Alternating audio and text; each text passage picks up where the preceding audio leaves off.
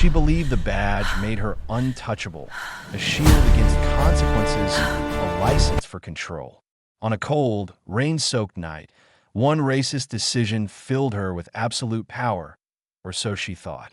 The baton cracked through the air, striking hard. A man collapsed onto the slick asphalt, blood mixing with rain. To her, he was just another citizen who wouldn't matter. But she didn't know the truth. The man bleeding on that street wasn't powerless. He was the one person who could legally expose her, publicly ruin her, and end everything she stood for. The moment she raised that baton, her fate was sealed. The rain was falling harder now, streaking across the windshield as Officer Brenda Miller slowed her patrol car. The neighborhood was quiet, worn down by years of neglect. Cracked sidewalks, dim streetlights, closed storefronts. And then she saw it, that a luxury Bentley, black and gleaming, rolling slowly through streets she believed it didn't belong in. Her grip tightened around the steering wheel. That car didn't fit her idea of this place. And the man behind it didn't fit her idea of who should be driving it. In her mind, the explanation came easily. No one like that earned something like this honestly. The thought hardened into certainty, fueled by ego and long-held prejudice. She didn't check the speed. She didn't look for a broken taillight. She didn't wait for a reason. She hit the lights anyway. The Bentley pulled over smoothly, without resistance. The engine purred to silence. Inside sat a man in his late 50s, well-dressed, composed, his hands resting calmly on the steering wheel. No sudden movements. No nervous glances. Just quiet dignity. That calm unsettled her. Most people showed fear. Most people rushed to explain themselves. But this man simply waited, eyes forward, breathing steady, as if he had nothing to prove. Brenda approached the window, rain dripping from her cap, authority heavy in her posture. She demanded license and registration, her tone sharp. Searching for weakness, he complied without hesitation. "Is there a problem, officer?" he asked, voice even, respectful. There was nothing wrong. No warrant, no violation, no excuse, and that made her angrier, because this stop was never about justice. It was about control, about reminding someone she believed was out of place who held the power in that moment. His refusal to appear intimidated, the way he met her gaze without challenge, without submission, sparked something dangerous inside her. A quiet rage, masked as duty, as the rain continued to fall. The tension thickened in the air. What should have been a routine night had already crossed a line, and neither of them knew it yet. But this stop would change everything. Brenda didn't like being questioned. The man's voice had been calm, respectful even, but the words landed like an insult. "Officer, may I ask why I'm being detained?" For a brief moment, rain was the only sound between them. Then her jaw tightened. "I told you," she snapped. "Your taillight's broken." The man glanced back at his car, then returned his gaze to her. "That's not possible," he said gently. "I had it inspected this afternoon." That was all it took. To Brenda. It wasn't a correction, it was defiance. A challenge to her authority. And challenges, especially from someone she already believed didn't belong, could not be tolerated. "Step out of the vehicle." Now, the command cut through the night like a blade. Slowly, carefully, the man opened the door and stepped onto the wet pavement. He was taller than she expected, his posture straight despite the rain soaking his coat. He didn't raise his voice. He didn't resist. His hands stayed visible, palms open. "I'm complying," he said. "There's no need for this." But reason had already left her. Brenda began barking orders, louder, faster, as if volume could justify what logic couldn't. She accused him of being uncooperative, of acting suspicious, of matching a description she never bothered to explain. People nearby began to glance out of dark windows. Somewhere, a phone camera flickered to life. That only made things worse. Her authority felt threatened. "Exposed. Turn around," she ordered. "Hands behind your back." The man hesitated, not in refusal, but confusion. "Officer," he said, "you still haven't explained." The baton swung before the sentence could finish. The crack was sickening. The sharp, hollow sound echoed through the street as would met bone. The man gasped. His body, twisting as pain exploded through his shoulder. His knees buckled, and he hit the asphalt hard, rain splashing around him. For a split second, the world froze. Then came chaos. Brenda stood over him, chest heaving, eyes burning. She crossed a line she couldn't uncross, and instead of stopping, she doubled down. "Stop resisting," she shouted, even though he wasn't moving. The man groaned, clutching his arm, his face contorted in pain. Later, doctors would confirm the damage, a shattered collarbone, fractured clean by that single swing. But in that moment, none of that mattered to her. She dropped to her knees, pressing her weight into his back, forcing his face into the wet street. The cold pavement scraped his cheek as water ran into his eyes. "I'm not resisting," he strained. "You're hurting me." She shoved her knee harder. "Shut up." Metal cuffs snapped shut around his wrists, biting into skin already slick with rain and blood. She yanked his arms back despite the injury, ignoring the sharp cry he couldn't hold back. As she leaned close, her voice dropped, low, venomous, meant only for him. "You think you're somebody?" she hissed. "Out here, you're nobody." The word hung in the air heavier than the rain. Around them, murmurs spread. A car slowed. Someone shouted that they were filming. Brenda didn't care. Or maybe she cared too much, because now she had to prove she was in control. The man lay there, breathing shallow, his body shaking from pain. But something about him didn't fit the scene she was trying to create. He wasn't begging, he wasn't screaming, he wasn't pleading for mercy. Instead, he turned his head slightly and looked at her, not with hatred, not with fear, with focus. His eyes studied her face, her badge, the patrol car number painted behind her. He memorized details the way a man does when he knows this moment will matter later. That look unsettled her more than any resistance ever could. "Keep your eyes down," she barked. He didn't respond. He didn't need to. Rain continued to fall, washing streaks of red into the gutter. Somewhere in the distance, sirens wailed, backup finally responding. Brenda rose to her feet, wiping rain from her face, forcing her breathing to steady. She told herself she was right. She told herself she was protected. She told herself the badge would cover everything. But lying on that street was a man she had completely misjudged, not a man who understood power. Not the borrowed kind pinned to a uniform, but the real kind. The kind that waits. The kind that remembers as officers arrived and the scene began to shift. Brenda never noticed the smallest detail of all. Despite the pain, despite the cuffs, despite the rain filling his lungs, the man was watching. And in that silence, something irreversible had begun. The station smelled like stale coffee, disinfectant, and routine, the kind of place where truth was supposed to live on paper, not in people's mouths. Brenda Miller shrugged off her wet jacket and tossed it over the back of a chair, her pulse still buzzing from the street. The adrenaline hadn't faded yet. It never did right away. Her partner, Officer Dan Holloway, followed close behind, quieter than usual, eyes darting toward the holding area. "You good?" he asked. "I handled it," Brenda replied quickly. Too quickly. Guy was aggressive. Resisted arrest.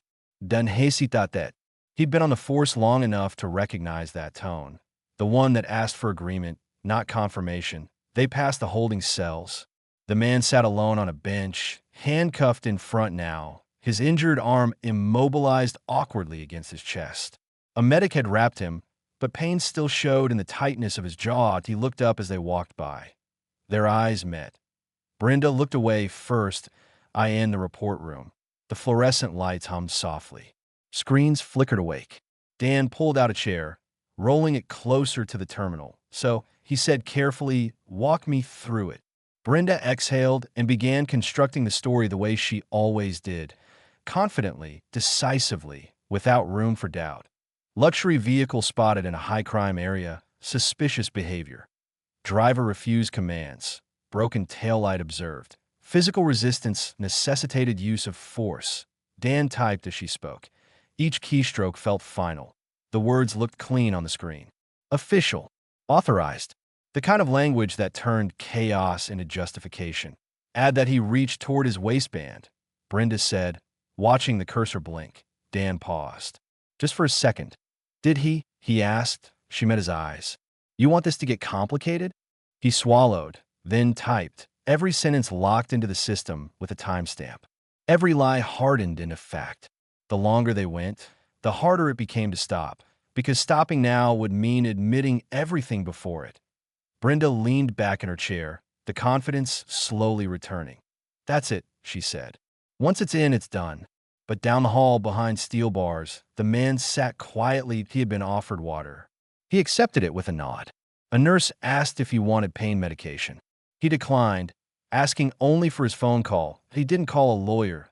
He didn't call family. He called his assistant. Yes, he said calmly. They've arrested me. A pause. No, I'm not resisting anything. Let them file the charges. Another pause, longer this time. Yes, he repeated softly. I'm sure. When the call ended, he sat back, eyes closing briefly as pain rippled through his shoulder. But his expression never shifted to panic, because panic belonged to people without options. Hours passed. Brenda finished her paperwork, joked with another officer, laughed louder than necessary. She told herself the same story over and over. He challenged me. I responded. End of discussion. But something kept tugging at the back of her mind. He hadn't argued. He hadn't demanded a lawyer immediately. He hadn't threatened or begged. Most people did at least one of those things. Guy's not even fighting it, Dan muttered later, glancing at the charge screen. He wants it processed. Good, Brenda said. Makes it easier. But her voice lacked its earlier edge. The next morning, internal processing finalized the arrest. The report moved from draft to record. Supervisors approved it without a second glance. Body cams were temporarily unavailable due to a syncing error. A familiar convenience. By noon, the charges were official, and that was the moment everything changed. Brenda didn't see it yet, but she felt it. Her phone buzzed once. Then again, a voicemail from a blocked number. An email flagged urgent. Then another. Dan leaned over his desk, eyes wide. Hey, you might want to see this. She walked over, irritation already forming. What now? He turned his screen. The man's name was highlighted at the top of the case file. Beneath it sat a line she hadn't noticed before. Legal counsel of record. Filed already. Before she could speak, a supervisor's door opened down the hall. Brenda, he called. Conference room. Now. The room was quiet when she entered. Two men sat at the table. One wore a tailored suit, posture relaxed, eyes sharp. The other placed a folder neatly in front of him, hands folded. The man from the cell walked in last, no cuffs, no sling, no sign of weakness. He met her eyes, and this time he didn't look away. Officer Miller, he said evenly. We meet again. Her throat tightened. This is highly irregular, she snapped. You're under arrest. One of the men in the suit smiled faintly. Not anymore. The folder slid across the table. Inside were documents. Court filings. Medical reports. Timestamp footage from a nearby storefront camera. The baton swing clear as day. And beneath it all, a letterhead she recognized instantly. Civil Rights Division. The man leaned forward slightly. I asked them to file the charges, he said calmly. I needed your report finalized first. Brenda's pulse thundered in her ears. You see, he continued, unofficial lies disappear. But official ones, he tapped the folder. They trap everyone who signs their name. Her mouth opened, but no sound came out. The badge on her chest suddenly felt heavy. Unstable, borrowed. The man stood. Once the lie became official, he said quietly, there was no escape. And for the first time since that rainy night, Brenda Miller understood the sound of a ticking clock. The conference room fell silent in a way Brenda Miller had never experienced before. Not the awkward quiet of paperwork pauses or uncomfortable briefings, but the kind of silence that presses against your chest, heavy and suffocating, warning you that something irreversible has arrived. The door closed behind the last man in the suit, and one spoke. Brenda stood rigid near the table, her fingers twitching slightly at her side. Every instinct she had was screaming authority, command, control, but none of it worked anymore. The room no longer belonged to her. The man she had arrested sat calmly at the head of the table, in cuffs, and chains, and no weakness. Just presence. Point. One of the suited men cleared his throat. For the record, he said evenly, this meeting is now official. He slid a folder forward. Inside, stamped in bold black ink, was a name Brenda had never expected to see connected to her own case. David King. She frowned. The name meant nothing to her, and yet everyone else in the room stiffened. Officer Miller, the man continued. Do you know who Deputy Superintendent David King is? She swallowed. No, the silence deepened. The man in the suit nodded once. Deputy Superintendent King oversees internal standards. Brenda's heart skipped. He is the head of police corruption investigations. The words landed slowly, then all at once. The man she had dragged across wet pavement. The man she had called nobody. The man whose collarbone she had shattered with one swing of a baton. He was the very person assigned to dismantle officers like her. David King leaned back slightly, folding his hands with deliberate calm. I was conducting an unannounced audit, he said. His voice was steady, precise, the voice of a man used to being believed. No security detail, no marked vehicle. That's how you see the truth. Brenda's mouth went dry. You weren't supposed to know who I was, he continued. Your reaction wasn't influenced by my rank, or my position, or my authority. His eyes locked onto hers. That's exactly why this mattered. The projector screen behind him flickered to life. The first video played without sound. Dash cam footage. Her patrol car behind the Bentley. The lights flashing. The smooth, compliant stop. No erratic driving. No broken taillight. No threat. The footage cut. Next clip. Body cam. Her voice sharp. Escalating. Commands piling up without explanation. Accusations forming out of nothing. Then the moment that ended everything. The baton swing. Clear. Unprovoked. Brutal. The collective breath was sucked from the room. The video continued. Her knee on his back, the cuffs snapping shut. Her words caught perfectly by the microphone. Out here, you're nobody. Brenda's knees felt weak. That audio was backed up automatically, David said quietly. Cloud synced. Encrypted. Impossible to alter. Another clip began. Backseat audio. Her laughter with her partner afterward. Casual. Careless. Confident. The lies typed. Spoken. Repeated. Every second recorded. You claimed a broken taillight, the suited man said. But forensic inspection confirms it was intact. You claimed resistance, another added. But video shows full compliance. You claimed threat, a third voice said. But there was none. The truth stacked itself neatly, brick by brick, until the lie had nowhere left to stand. Brenda shook her head slowly. This is a setup, she whispered. Entrapment. David's expression didn't change. No, he said. This is transparency. He stood. For the first time since she'd known him, he was taller than her. Not physically, but unmistakably. You acted exactly as you would have acted with any other citizen, he said. That's not a trap. That's a mirror. A uniformed supervisor entered the room, but he didn't look at Brenda. Officer Miller, he said formally, please remove your badge. Her hand moved automatically to her chest. The metal felt cold, heavy, borrowed. For a second, she hesitated, waiting for someone to stop this, to laugh, to say there had been a mistake, and no one did. Her fingers unclipped the badge. The soft metallic sound it made as she placed it on the table echoed louder than the baton ever had. And your weapon, the supervisor added. Her hand trembled as she unholstered her gun. She set it beside the badge, the symbol of power stripped down to silent objects on polished wood. David watched without satisfaction, without anger, just certainty. You see, he said, bad officers rely on the idea that no one important will ever be on the ground with them. He paused. Tonight, someone was.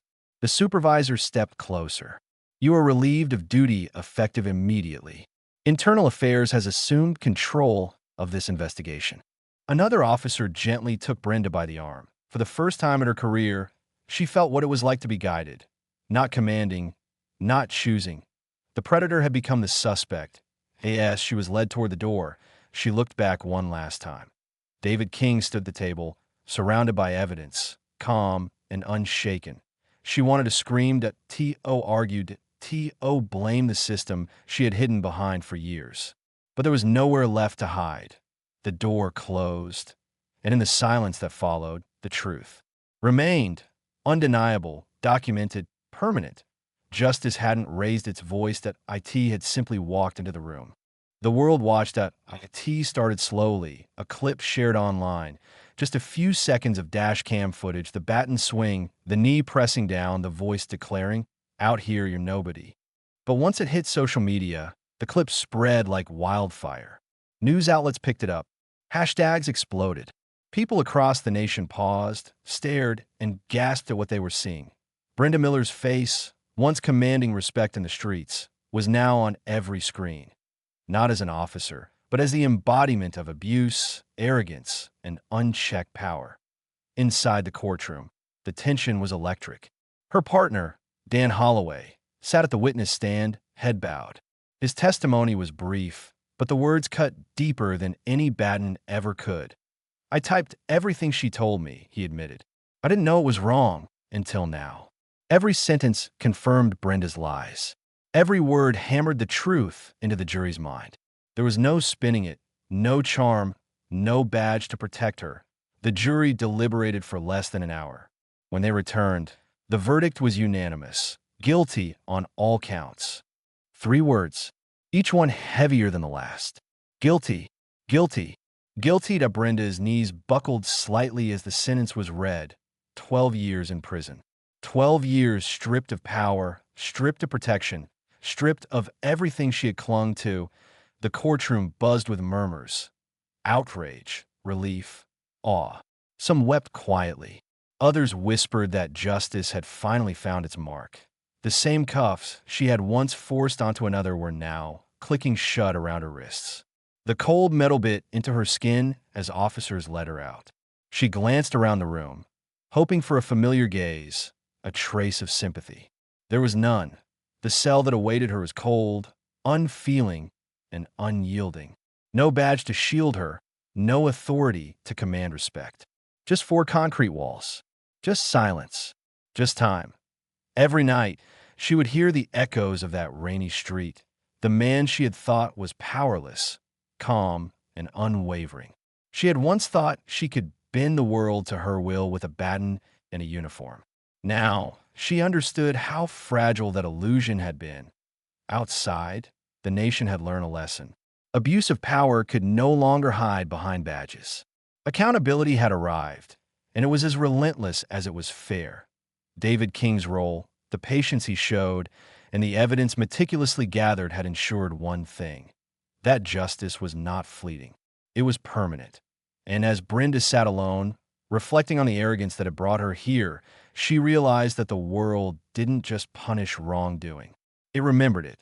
The man she tried to break had not only survived, he had ensured she could never do it again. And for once, the scales were balanced. Justice had been served. This wasn't just about one bad cop. It was a reminder that power without humanity becomes cruelty. That true dignity doesn't come from a uniform. It comes from character, integrity, and courage. Justice doesn't move fast, but it never forgets. The badge is heavy for a reason, that if you use it to crush others, one day, it will crush you back.